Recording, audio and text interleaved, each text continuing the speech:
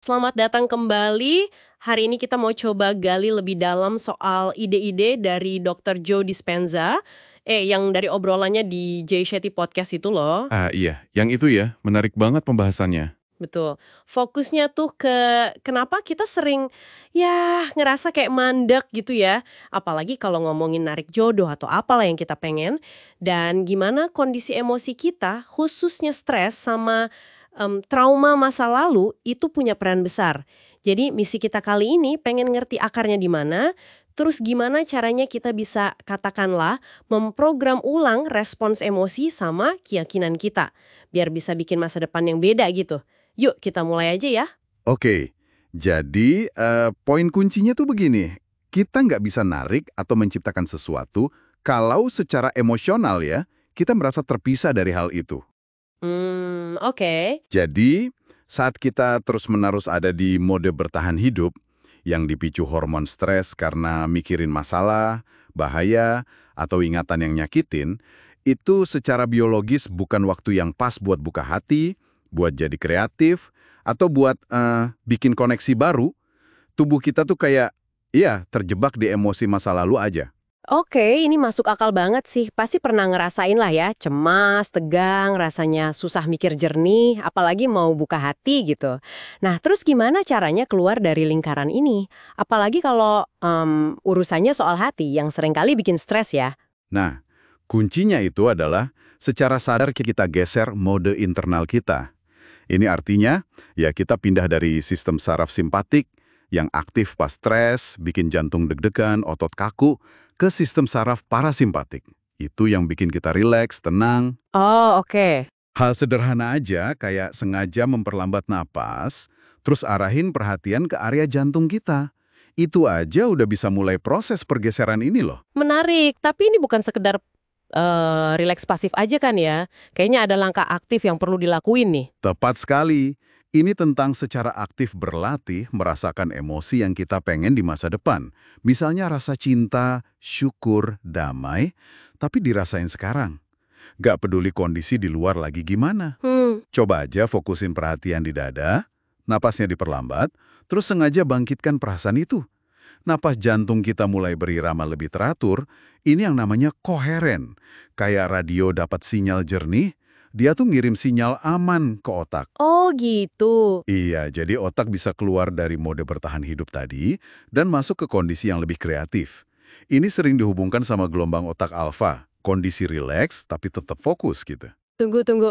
Jadi maksudnya, daripada kita nunggu dapat pacar baru atau kerjaan bagus, biar kita merasa dicintai atau sukses, kita malah harus merasakan emosi itu duluan. Ini agak kebalik ya sama logika umum. Gimana tuh cara kerjanya? Betul, kedengarannya memang kebalik ya, tapi intinya justru di situ. Ketika Anda benar-benar bisa merasakan seolah-olah apa yang Anda inginkan itu udah terjadi, bukan cuma mikirin doang ya, tapi beneran dirasain di badan, Anda jadi berhenti mencari dengan panik. Kenapa gitu?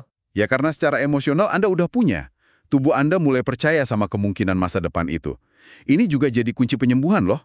Melepaskan beban emosi dari masa lalu, itu kan inti dari pengampunan sejati. Itu membebaskan energi buat nyiptain yang baru. Ingatan yang udah nggak ada beban emosi negatifnya, itu namanya kebijaksanaan. Oke. Lalu gimana soal keyakinan yang udah mendarah daging banget? Misalnya nih, kalau kita pernah dikhianati atau patah hati parah, kan rasanya susah banget ya mau percaya lagi sama cinta atau orang lain. Gimana tuh? Ya, keyakinan itu kan sebenarnya pola pikir yang udah jadi kebiasaan ya. Seringkali jalan otomatis di bawah sadar terbentuk dari pengalaman masa lalu. Langkah pertamanya ya sadar dulu. Sadari kapan pikiran atau reaksi otomatis itu muncul. Oke, disadari dulu. Terus? Terus buat keputusan sadar.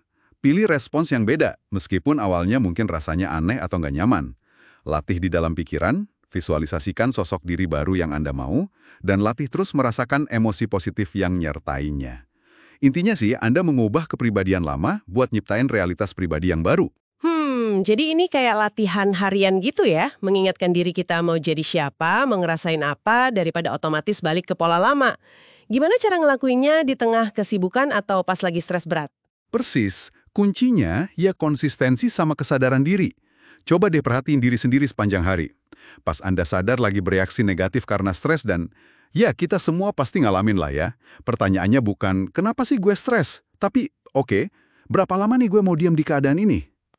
Oke. Jadi fokusnya ke durasinya ya? Iya, tujuannya ya secara sadar balik lagi ke keadaan emosi yang Anda pilih. Perubahan nyata itu datangnya pas Anda berubah, bukan nunggu dunia luar berubah duluan buat Anda. Wow. Dan ini bukan sekedar, sugesti kosong loh. Penelitian beneran nunjukin kalau perubahan internal ini punya efek biologis yang nyata.